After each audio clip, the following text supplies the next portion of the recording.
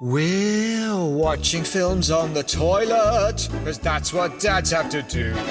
When the movie's unsuitable for your kids, then pretend you need a number two. If you need a break from your family or spouse, there's a lavatorial picture house. Watch Terminator 2 while you're sitting on the loo. Enjoy the whole of Rambo 4 with your trousers on the floor. We're watching films on the toilet. How about you? Yeah. One-line flows. Yeah, I got some of those. Do you like that? Yeah, did you make that one up? No, that's grime artist Skepta. We're grime, right? Tell me about grime. Kind of UK quick rap. It's funny, that's how David Mitchell, I think, would probably describe You grime. know, it's about the streets, isn't it? It's really about the streets where I come from and grew up on. David Mitchell's regular grime column in The Observer is a real downer. You should do grime reviews. That would I'd be love quite to. fun, actually. I'd love to see his head explode as he tries to kind of like remain woke enough to be like, I can't really describe this, but also desperately trying to remain relevant. I thought you were just going to end it with you'd love to see his head explode. Oh, I mean, I would. I'd love to see a reboot of Scanners. It's 5 seconds long, and it's just David Mitchell's head exploding. Ow, no! Anyway, hello, welcome to Watching Films on the Toilet, a podcast about David Mitchell. That's right. Yeah. Every week we put David Mitchell in imaginary scenarios Yeah. and think about how we'd get on. Like the film Scanners. So last week, David Mitchell was a special ops soldier. Yeah, who got shot in the head. The week before, he was a munitions tester. And he Yeah. accidentally got shot in the head. Before that, he was a prince who had been turned into a terrible beast due to the curse from a wicked witch. And at the end, he got shot in the head. No, that's not what it's about. We're a couple of pretty tired dads. But sexy dads? No. You speak for yourself, Eamon. I wouldn't. One tired dad and one sexy dad. Okay, there it is. And we sit on the toilet watching the films that we want to watch because we can't watch them with our kids. Bloody kids. I have got some bad news actually, Eamon. Oh, yeah? We've had to abandon our sponsor, Sustainable Ivory. What? Well, you're not going to believe this, but it turns out that ivory actually isn't sustainable at all. Well, that's news to me. Reliably informed, it was both sustainable and ethical. That's what they were telling us, but apparently the people who run the world don't seem to think so. So Sustainable Ivory no longer exists. But you'll be happy to know, I have got in touch with a company who make plastic straws. Hey! And they are going to be our new sponsor from now on. Do you know what I love about plastic straws? It's the convenience. Pop it in a drink, have a big old drink, they just throw that straw away. Or throw it in the sea. I'll often use 2 or 3 straws and just throw them on the floor. They're nice and smooth, and you can just toss them away. Perfect. They're the height of convenience. I can't see what could possibly go wrong with that sponsor. Because no one else makes plastic straws anymore except them. They are called The Last Straw. Ah. So we What are a now great name. sponsored by The Last Straw. So we've got a little bit of correspondence this week. Last week on the toilet news, you told an amazing story about Ollie Murs, who apparently farted his own name in a toilet whilst mouthing his own name as well. And he's written in. His spelling was a little off. I'm going to try and decipher it. So, from Ollie Murs, here we go. Dear Toilet, cheeky Ollie Murs here. I'm well cheeky at the end of the day. I done a letter about your talking what you done. That fella said I done a fart what was my name. Not being funny, but I ain't never done a fart like that. What was my name? Once I done a fart what sounded like one of them big dogs going woof. And once my mum done this roast dinner when my Uncle Terry came over on Christmas, and she spent ages on it, and she done them crispy roast taters what I like, and brown gravy. And when she cut the chicken at the table, I done a giant fart, and Uncle Terry laughed till he went all red, and Mum got all upset and locked herself in the bedroom with the chicken. but I ain't never done one what was my name. I think I know why that fella thought he heard that, though, to be fair. See, I always give myself a cheeky little hello, Ollie Murs, when I walk past a mirror. A mirror Ollie Murs gives me a cheeky little hello, Ollie Murs back, which is probably what happened in that toilet. And probably when I said hello to mirror Ollie Murs, someone let out a big fart what sounded like my name. Probably that happened at the end of the day. Nice one, toilet, Ollie Murs. That's from Ollie Murs. I'm glad to have the mystery resolved, but I'm also disappointed that it wasn't him actually trumping his own name. It is a shame, isn't it? So I have to say, I'm never completely trust small men. Don't you think? Do I agree? Yeah. It's something I've never really considered, but now you mention it, yeah, you're probably right. It's the small, energetic man that I really don't trust. The small, enthusiastic man. Yeah, I just think, what's your deal? Well, Ollie Murs definitely ticks those boxes. It does. Don't trust him. He's cheeky though, isn't he? Isn't he cheeky? He's very cheeky. He is the kind of guy who would, if you were out for a meal with him, with your partner, and you went to the toilet, he would try and chat up your partner whilst you're in the toilet. I have no doubt. It's cheeky. It's what cheeky guys do. Yeah, I mean, fortunately, women hate small men, don't they? Yeah, that's another true fact. They can't stand them. Toilet news. Toilet news.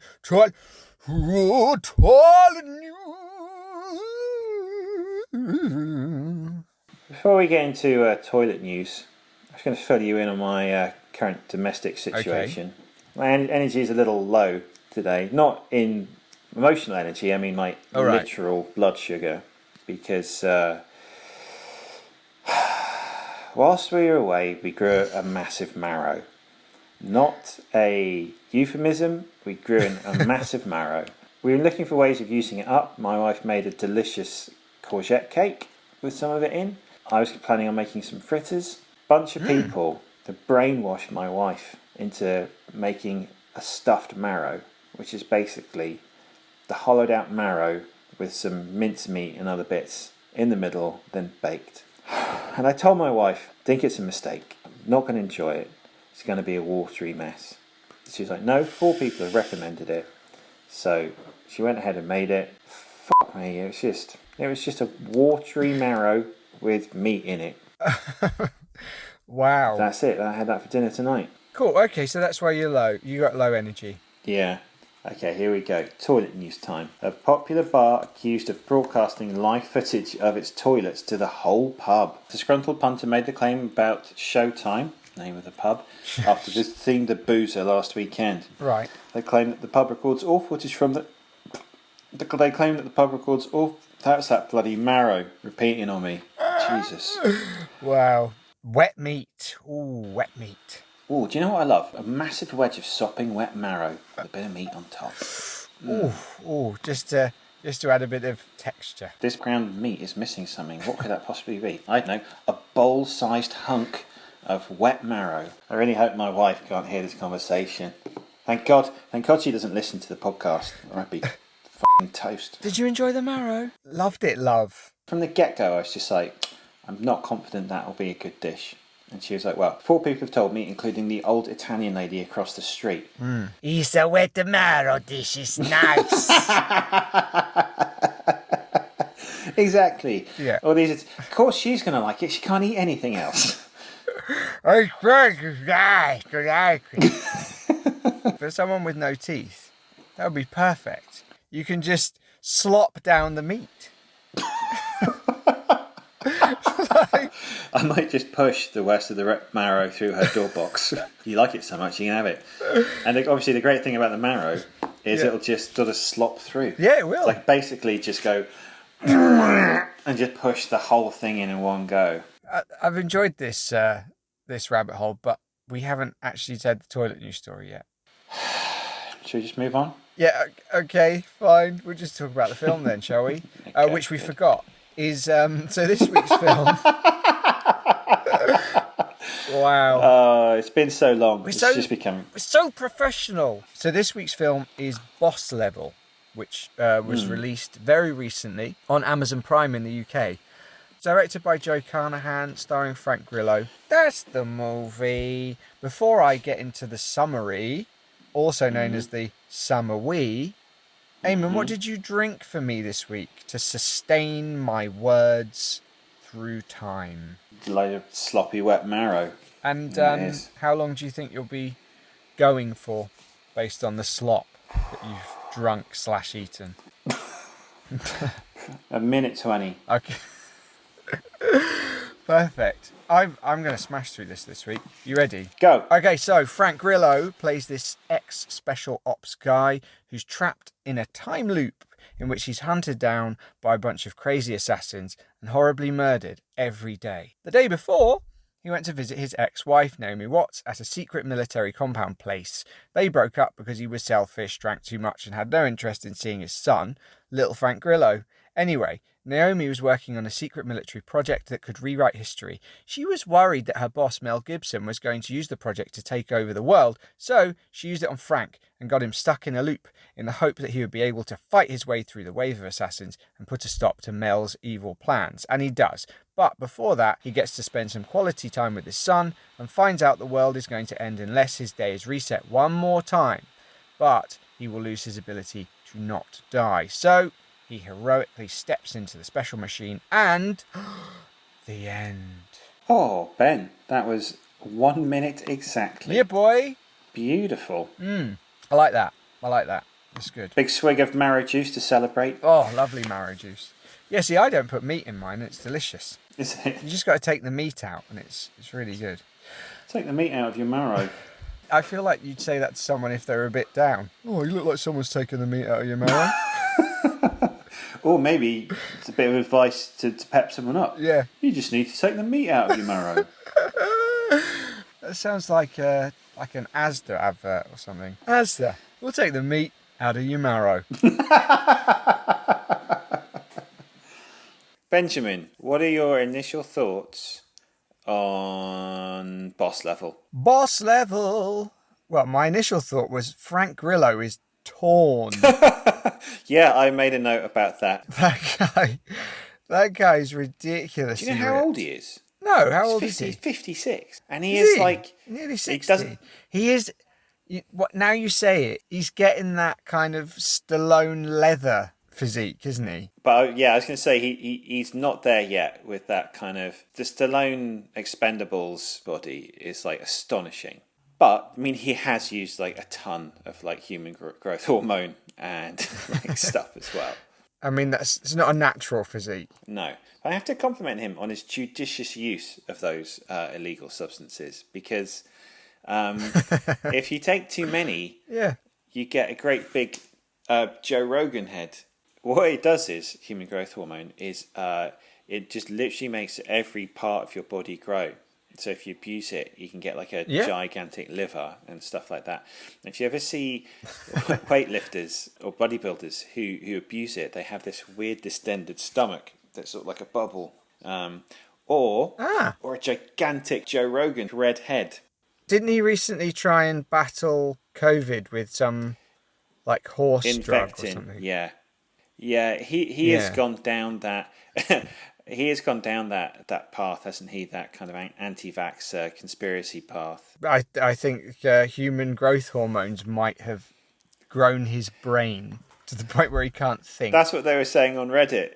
Is they were saying when he used to have like a normal sized head, like he was just like a bit of a jock.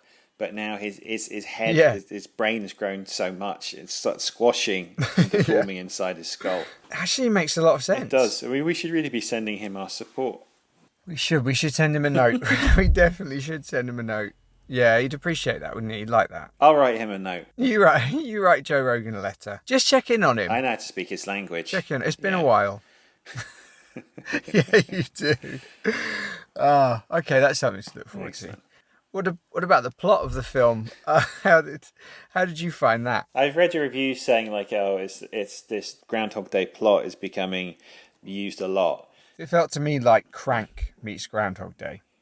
That's an excellent description of it. Yeah. It was Yes. it was very, very crank, but not crank enough, I don't think. I was torn all the way through this because I was started watching it and obviously in a foul mood because of the whole marrow blood sugar Yeah, thing. obviously, yeah. And I was like, actually I kind of got warmed up to it as I went on, and I started thinking of it instead of like viewing it as a modern day action film. I tried to view it as like an homage to the early 90s. One thing he does frequently is mouth off to people. Like he has a one liner for everything, He does. which is something that's gone out of fashion. I think with like Yeah. the Bourne films, like he wouldn't like beat someone up with like a rolled up magazine and go, "That's all the news that's fit to print," or I wish that had been the Bourne films. That would have been so much better. He was like really troubled, but he couldn't resist just like making zingers. When his girlfriend got shot in the head and then drowned, he should have been like, "Well, plenty more fish in the sea," and climbed out. That would have worked really well. But in a way, I kind of like that because Frank Grillo is not a subtle performer like Jason Statham. Yes. It would feel weird him trying to make this sort of subtle. So I kind of like that he embraced the over the topness of it all. He does, and that it's interesting that you mentioned Statham. I know I've already mentioned Crank, but I feel like those two. I like those guys because they know what they're good at, and they play to their strengths. Mm-hmm. They're not trying to win Oscars. They are action heroes. They're torn up, and they're very good at it. You're the self-proclaimed authority on action around here. Between the two of us, I guess. So, yeah. How did you feel about the action sequences in this? I enjoyed them. I thought they were good. I thought they had pace. I mean, a lot of the CGI explosions and blood was pretty obvious at times, but I was willing to forgive it. I enjoyed the sword fights. I enjoyed the gun fights. I thought the car stuff was pretty exciting. I enjoyed them. What did you enjoy them? Did they hit for you? I quite liked them. The only thing I would say is there's nothing super memorable in them for me. Like in terms of the one thing that really made me laugh is when he gets shot in the dick. It's like a little throwback. He's like talking about getting stabbed is way worse than getting shot. Apart from this one time where I got shot in the dick, and it was just really cut to it. It was really funny. What would be your worst day to be stuck in a loop on? If you'd got an overnight flight to New Zealand or something, and the day kicked in when you were on a plane, that would suck. There's nothing you can do. Or if you had like gastric flu or something, so you spend the whole day like shitting yourself. Oh, that would be horrific. Actually, as that or the day I spent in a Singaporean prison, that was also pretty bad. But I'm not going to go into that one. Yeah, that sounds bad. You don't want to go into that? No. Okay. Another problem was he was already a badass. Like, Bill Murray learns to not be so awful. Tom Cruise is a complete coward, isn't he, at the start? And then he becomes this selfless warrior.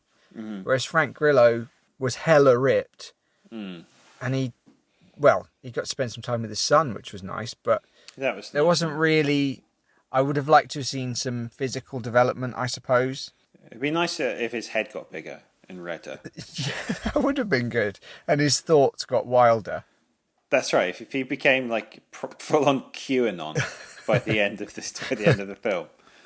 Yeah, that would have been good. He just strangles Naomi Watts when he sees her. If he finished the film in a Viking hat, that would have been. Mwah. Yeah, that would have worked. So there's a bit where Frank Grillo asks a guy, he says, "Have you ever been shot in the face?" And he starts freaking him out in the. Oh yeah. Have you ever been shot in the face? Me? You remember you got shot in the face once, didn't you? By with what? It's an elephant gun. Oh, a blunderbuss. One of those old school muskets, but with like a trumpet end. That's right. Yeah, it obliterated my head. They just chucked a load of stuff in there. It was like little bits of metal, a compass, leaves, thimbles, salmon, and they just shot that into your face. Blew my whole face off. Yeah, and who was it who did that? Just remind us. Who was it? It was it was Jenson Button, the The F1 driver. F1 driver. Yeah, it was. Yeah, it was Jenson Button. Yeah, and why, Ben? Well, he wanted to open another hotel in Monte Carlo, Yeah. and I was like, "You've opened enough hotels, Jensen." And because he was so full of himself, because he's an F1 driver, he went and got his blunderbuss, blew my face off. Back in the day, I used to be incredibly handsome and rich, Yeah. and I owned another hotel in Monte Carlo, and that's why the whole beef came about. This whole podcast is really a gambit by you to try and ingratiate yourself again with the movers and shakers in Monte Carlo. I'm doing quite well, but you're holding me back. That's right. It was a mistake involving me. Well, no, I think it was going well until you started suggesting that celebrities like James Cameron had killed people, and they weren't having it. No, they hate that, don't they? When you call them out, They hate it. They're real hypocrites like that. Well, they don't want truths. You call them out on their killing, they suddenly get real dickish about it. They're killing. I know. So I'm still trying, and one day I will have revenge on Jenson Button. Yeah, well, I think that's one thing people often overlook about Jenson Button, which is, yes, he did win the Drivers' Championship once, and one time. he's clean cut, square-looking guy. But he did once shoot a Plymothian in the face with a blunderbuss. Did. So Technically killed me. thanks for that. Thanks for sharing that. It must be a very painful memory. It was a painful memory. Took me a while to remember it all, actually. It did. You were quite cagey. It had an almost improvisational feel when your recollection. It did, didn't it? But that's merely accidental. That is. I think that's just, obviously the trauma of the event. Part of the trauma. Eamon, would you flash boss level or fish out? I feel very conflicted here because Same. I don't want to say yes in case you also say yes, because I don't think it's quite good enough to replace. Actually, it's good enough to replace hard boiled. Oh my god. I'm not even going to reply to that. I'd say from an action point of view, this film is superior to hard boiled. You're such an idiot. I'll tell you why this is better than hard boiled, because Frank Grillo is in some way like sympathetic. In a decent human being. There's no one in hard boiled is any good. Oh my god. I'm not getting into this again. Are you going to flush it or are you going to fish it out? I tell you what, you go first, and You then always do this. if we both say yes, then this is going to replace hard boiled. Oh god. No, you need to go first. I always Okay. go first. All right, okay, fine then. I mean, yeah, I suppose considering this is better than hard boiled, it has to be. I'm gonna fish this one out. Okay, that's fine. What are you gonna do? I'm going to flush it. No, like you, I was torn actually. But I enjoyed it, but it did feel very dated. It didn't leave a lasting impression. I felt that there was clearly some love put into the project, Yeah. but it's kind of too little, too late, I would say. No need to worry about hard boiled being taken out of the tank of glory. Yeah, Ben's jerk. schoolmaster assessment there of this film. Too little, too late. What's wrong with that? I think it's a good summary. Too little, too late. What does that mean? It's very clear. It's very clear. No, I mean, it should have come earlier. That's what I'm saying. Right. Yeah. Yeah, I think had it come before something like Live, Die, Repeat or Edge of Tomorrow, whichever. So you might say like too little, too late. It's just a weird way. It's just a weird phrase to use, like reviewing a film. Too little, pretty too much- late. It's usually when someone's like trying to make up for something if you've offended someone and then waited a long while. Well, maybe I was offended. It's too little, too late. Maybe Yeah, I've you been are waiting for this since 2012. You know? Yeah. Okay. Yeah. All right. Yeah. No. Fine. Too little, too late. It is. Excellent. That's you're good. right. All right. So that was boss level. Boss level.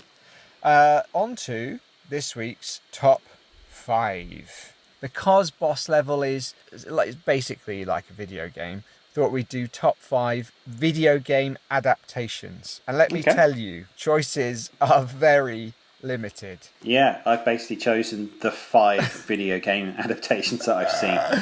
Yeah, so let's see how that goes. Whoever wins gets to pick next week's film, and whoever loses does a forfeit, which should probably be to eat more marrow filled with meat. That's like a poor man's version of that Elvis's Fool's Gold Loaf that we discussed. It's like it's a pretty middle class version of the Fool's Gold Loaf, isn't it? Anyway, top 5. Anyway, top 5. Top 5 video game movies. You lost last week, buddy. I did. So there it is again. That marrow. A bit of the marrow. That marrow. A little bit of marrow coming back to say hello. Imagine eating another. Imagine eating another one all to yourself. What would we call it instead of a Fool's Gold Loaf? What? The marrow version. Fool's Gold marrow? Yeah, okay, let's call it that. Oh, wow. God, that was inspired, wasn't it? What about, I don't know why I thought of this, what about the Cheddar Gorge marrow? I mean, anything would be better than the first suggestion. Or Fool's Gold marrow?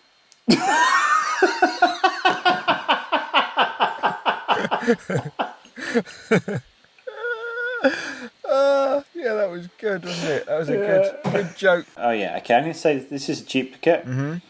We saw this film when it came out. Yeah. The 1990s Mortal Kombat. Yeah, boy.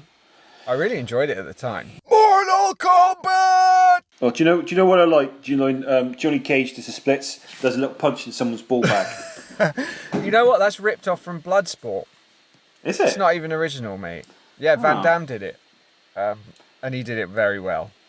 He did it well. You know what? That's weird. I thought about that because I fantasized on a bus the other day about doing that.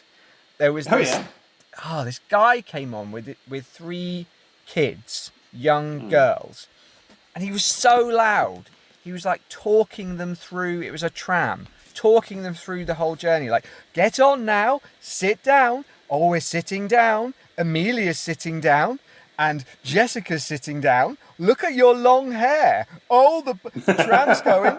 We're coming. Like, just talking through the journey very loud so everyone could hear. And I was right behind him. And I thought I could do the splits right now and just uppercut his bag.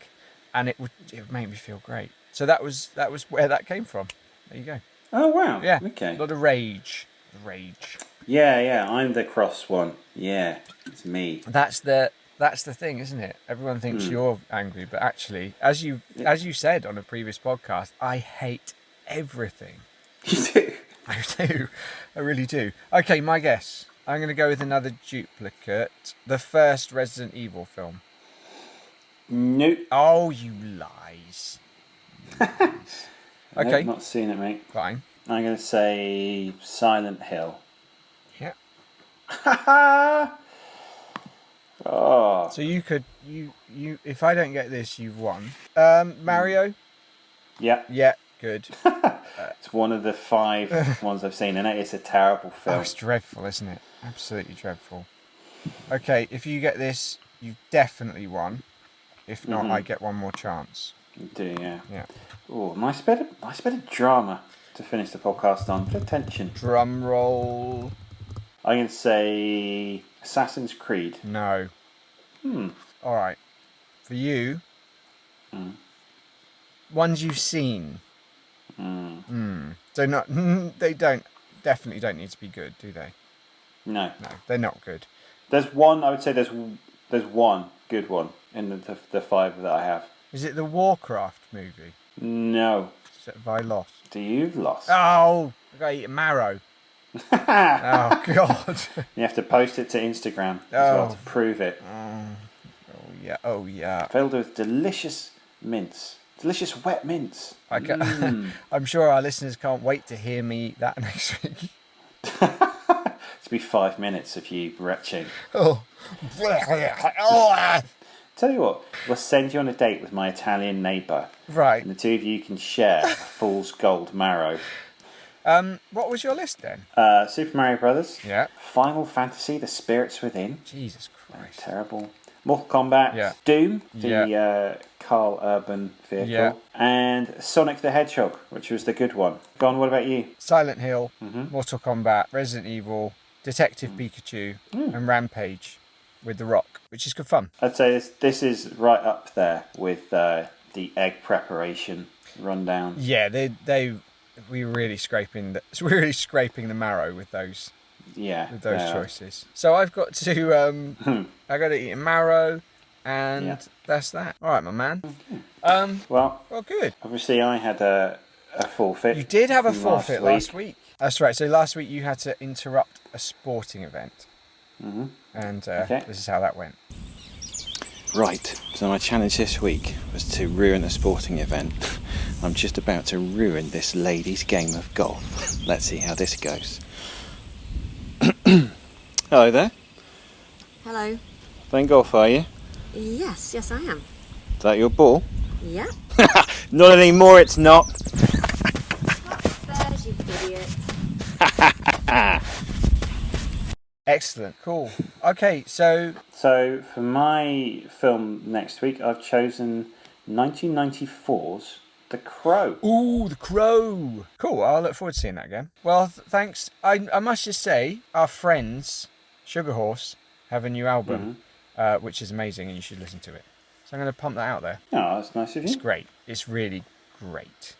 And if you haven't heard our episode with Ash from Sugar Horse, you should, because it was a banger. It was a really good one. It was a good Might one. be my favourite episode, actually. All right. Well, you've listened to it, so Don't rate this one. Yeah. Ben's about to say, listen to rate it. Don't rate this one. no, you don't. If you've listened to this podcast, you know where to find it. So just say goodbye. Keep flushing. Woo!